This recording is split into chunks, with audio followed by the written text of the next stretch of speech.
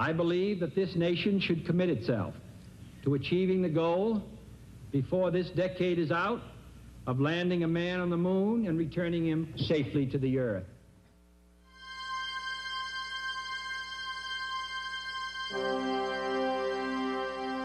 CBS News presents Man on the Moon, the epic journey of Apollo 11. Here from CBS News Apollo headquarters at Kennedy Space Center, correspondent Walter Cronkite. Good morning. It's T-minus 1 hour, 29 minutes, and 53 seconds and counting in just an hour and a half.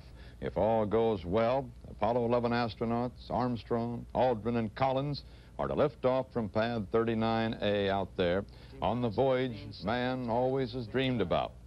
Next stop for them, the moon. 10, 9, ignition sequence starts. 6, 5, 4, 3, 2, 1, 0. All engine running.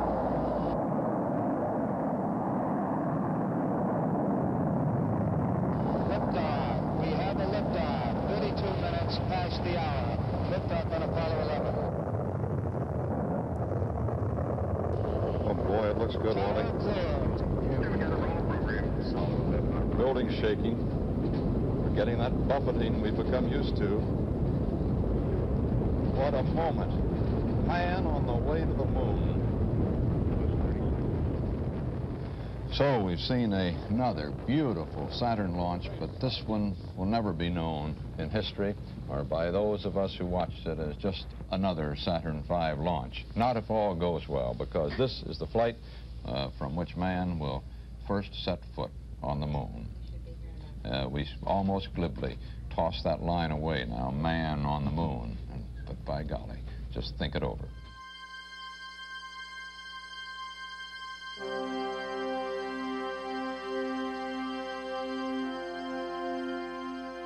Hey, that's a great shot right there. We see you in there. Guess that's Neil and Mike. At this point, they were 203,000 miles from the Earth. Hello there, Earthling. Hello there. 11, Houston, if that's not the Earth, we're in trouble. 4 days after launch, July 20th, 1969, the Apollo 11 command ship Columbia was orbiting the moon with Michael Collins at the helm, while Neil Armstrong and Buzz Aldrin began their descent in the lunar module. Apollo 11, everything going well for a landing on the moon 3 hours, 21 minutes, and 14 seconds from now. Right, Houston, Eagle is ready to copy. Houston, you're a go for landing, over. Oh, great go. One of the better goes I've heard in a long time. Boy, we're go for landing on the moon. Woo. 30 seconds forward. Hey.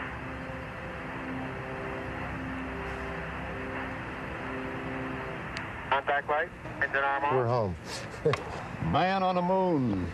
Houston, Oh, jeez. Tranquility Base here. The Eagle has landed. Roger, Tranquility. We copy you on the ground. You got a bunch of guys about to turn blue. We're breathing again. Thanks a lot. Ooh. Oh, boy. Thank you. Boy. Okay, we're going to be busy for a minute. There's that foot going down. There he is. Yeah. There's a foot coming down the steps. Armstrong is on the moon. Neil Armstrong, 38-year-old American, standing on the surface of the moon on this July 20th, 1969. That's one small step for man, one giant leap for mankind.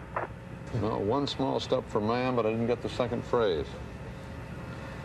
His quote was, that's one small step for man, one giant leap for mankind. There you go. Welcome home. And now we have 2 Americans on the moon. Beautiful, beautiful. Isn't that something? Magnificent sight out here. Magnificent desolation.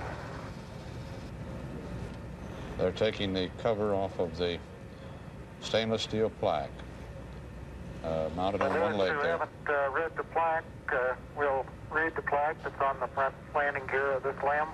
It says, "Dear men from the planet Earth, first set foot upon the moon, July 1969, AD.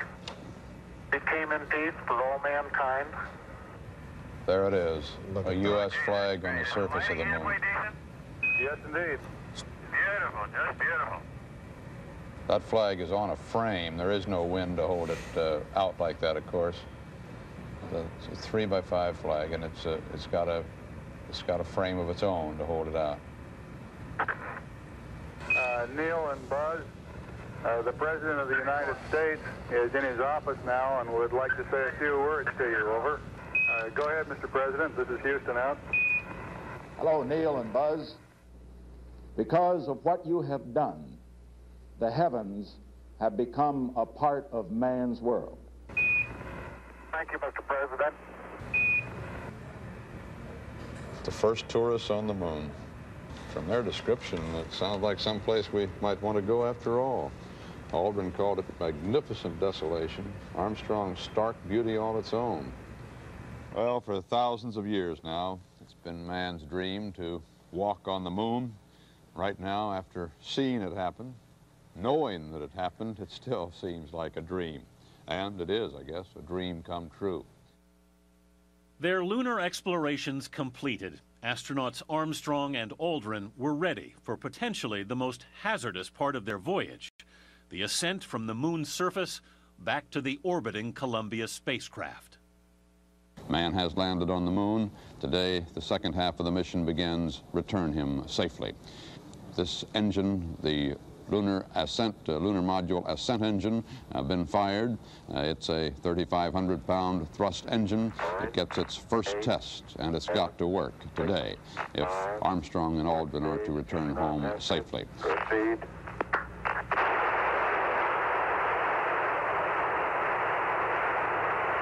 Beautiful.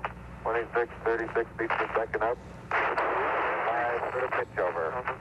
Engines firing, they're on the way. 1,000 feet high, 80 feet per second vertical rise. Oh, boy. Hot diggity dog, huh? We're off and running now. Yes, sir.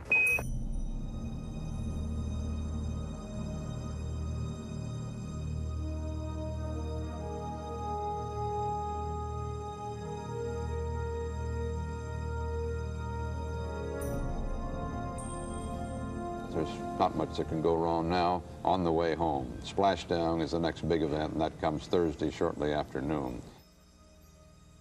They've got a visual contract from Orion 3. They're seeing this glowing re-entry like a comet coming back to the Earth's atmosphere. They're back from the moon. Oh, astronauts Armstrong, Aldrin, and Collins landing in the Pacific Ocean, southwest of Hawaii. Apollo 11 is back from the moon, safe and sound. The crew has just reported to Air Boss as they rest in their command module there on the surface of the Pacific that they're in fine shape. Aboard the aircraft carrier Hornet, President Nixon was waiting to greet the returned astronauts. Man's dream and a nation's pledge have now been fulfilled. The lunar age has begun. We may hope, but we should not believe in the excitement of today that the next trip or the ones to follow are going to be particularly easy. But we have begun with a small step for man, a giant leap for mankind, in Armstrong's unforgettable words. The date's now indelible. It's going to be remembered as long as man survives. July 20th, 1969, the day man reached and walked on the moon. The least of us is improved by the things done by the best of us, because if we are not able to land, at least we are able to follow. Armstrong, Aldrin, and Collins are the best of us, and they've led us further and higher than we ever imagined we were likely to go.